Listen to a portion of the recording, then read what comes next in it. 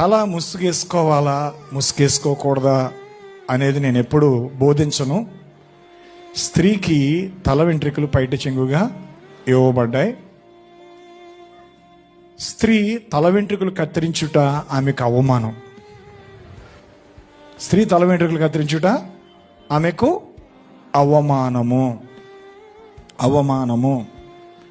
కాబట్టి ఈరోజు స్త్రీలు తల వెంట్రుకలు కత్తిరించుకుని ఇష్టానుసారంగా ప్రవర్తిస్తున్న స్త్రీల్ని క్రైస్తవ సంఘాల్లో మనం చూస్తున్నాం.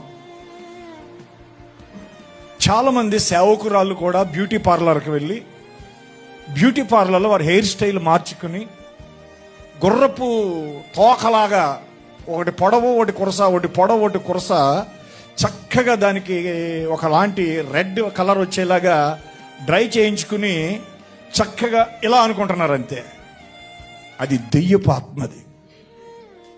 ఏ స్త్రీ తల వెంట్రుకలు కత్తిరిస్తాదో అది దురాత్మతో నింపబడింది.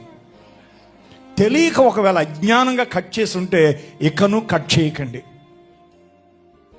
ఎందుకంటే అది దేవదూతల అధికార సూచనని బైబిల్ చెప్పింది.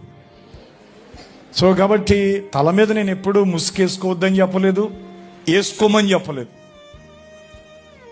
ఎందుకు వేసుకోవద్దని చెప్పలేదు?